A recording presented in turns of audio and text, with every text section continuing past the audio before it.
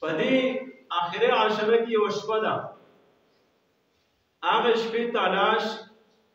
نبی کریم صلی الله علیه وسلم کړی چې هغه د لیلۃ القدر شپه ویل شي قدر په معنا لیلا شپې ته ویل شي عربی کې او قدر په معنا د عظمت او د شرافت سره راځي دا مبارک شپه ده قرآن کریم کې الله رب العزت د دې متعلق پوره سورۃ نازل کړې ده سورۃ القدر په نوم باندې ده انا انزلناه فی لیلۃ القدر بیشک په دې شپه باندې موږ قرآن شریف نازل کړی دا لیلۃ القدر شپه باندې قرآن شریف الله رب العزت نازل کړی دغه شپه د دې عظمت او قدر او قیمت الله رب العزت بیانې وما ادراک ما لیلۃ القدر تا ته څه پته ده چې دا لیلۃ القدر شپه دا څه شی دی تا ته د دې شپې عظمت او شرافت د دې شپې برکت معلوم دی کنه الله رب العزت په خپل بیا د هغې تعریف فرمایي لیلۃ القدر خیر من الف شهر د لیلۃ القدر شپې باندې عبادت کول دا شپه د الله رب العزت په عبادت کې ومول په دې باندې الله څومره اجر او ثواب ورکړي دا غوره ده بهتره ده من الف شهر د زرو میاشتو چې دا شپه نصیب شي او د دې عبادت نصیب شي د زرو میاشتو د عبادت نه سیوا الله رب العزت اجر او ثواب ورکړي د زرو میاشتو د عبادت نه الله رب العزت په دې یو شپه کې اجر او ثواب ورکړي زیات ورکړي نبی کریم صلی الله علیه وسلم یو پیرا د بنی اسرائیل د څلورو کسانو انبیاء کرامو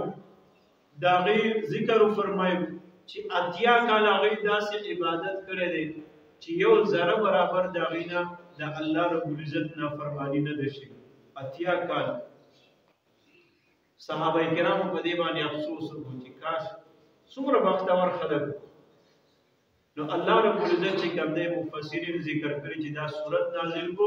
او دا شپه الله رب العزت د امت ته به طور انعام ورکړل دارنګ نورم روایتو کې راځي چې چا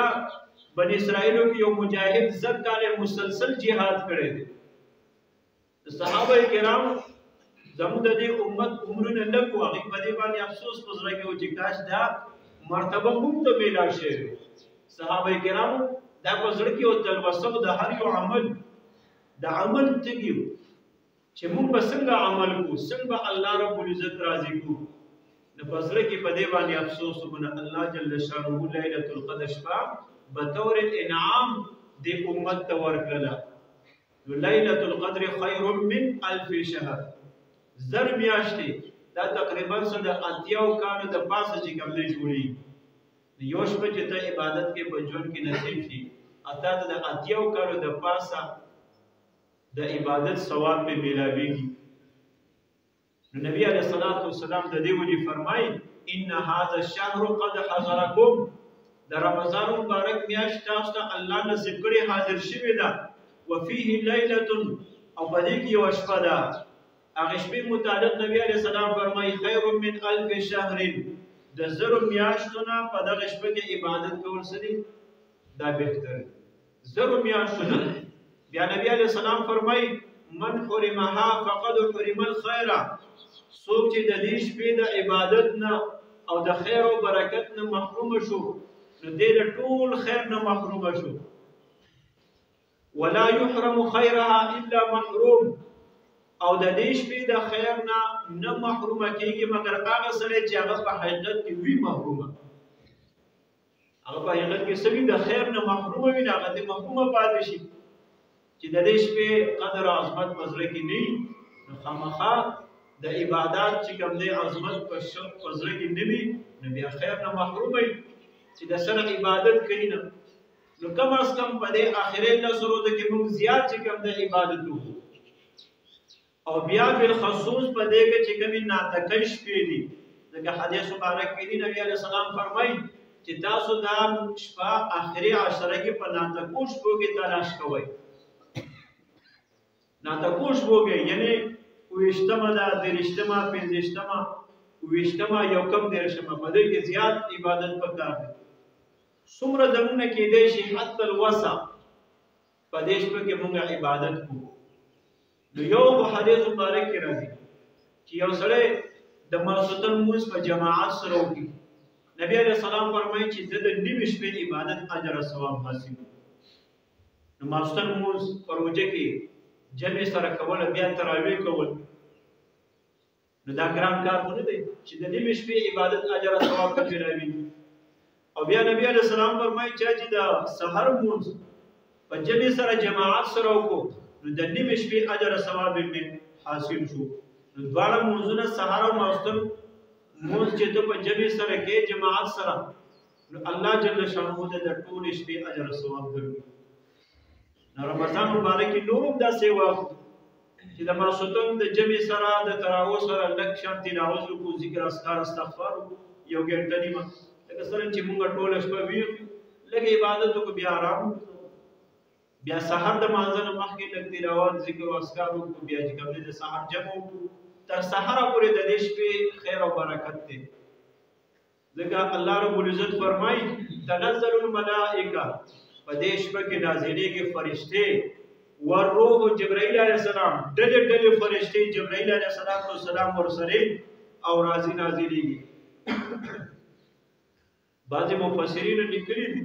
چې فرشتې ولې نازلېږي ځکه چې کله الله رب العزت انسان پیدا کول وغوښتل دې فرشتو یو خبره کړې وه الله رب العزت ته چې آیا ته هغه مخلوق پیدا کړې چې ویسفک الدماء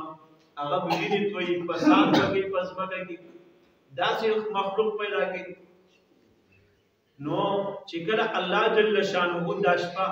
دې امت ته ورکړله نو په دې شپه کې د نبي علیه السلام امتیان په زرګاو شپو عبادت اجر او ثواب ورته حاصلېږي او عبادت کوي نو فرشتې د خپلې خبرې د خپېمانتیا دپاره راځي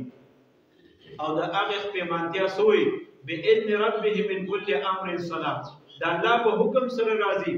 او دغه فرشتې چې کوم دی سوی سلام سلام په هر یو امتی نبی علیه السلام باندې چې هغه په عبادت کې په دې شپه کې مصروفه وي نو دغه فرشتې په سلام اچي دغه فرشتې په سلام اچي او د سلامتیا دعا کوي ورله وهي حتى مطلع الفجر او دا سلسله د فرشتو د سلامتیا ده دا د تر سحر ور راختو پورې جاری سبا راختو دا فرشتې ډلې ډلې راځي دومره لوی عظمت والا شپه ده چې د دې نه موږ ځان محروم نه کړو څومره زمونه کېدی شي په دې شپو کې چې کوم د آخرې عشره کې اعتکاف والا هم او غیر اعتکاف والا هم دا نه چې یوازې به اعتکاف والا دا شپه تلاش کوي او عبادت وکړي موږ ته اخلاص موږ اعتکاف لګونه هر مسلمان نارینه او زنانه ده زنانه په کور کې عبادت کوي په دې 10 شپو کې او نارینه چې کوم دی د جماعت د سحر او د ماسوتن د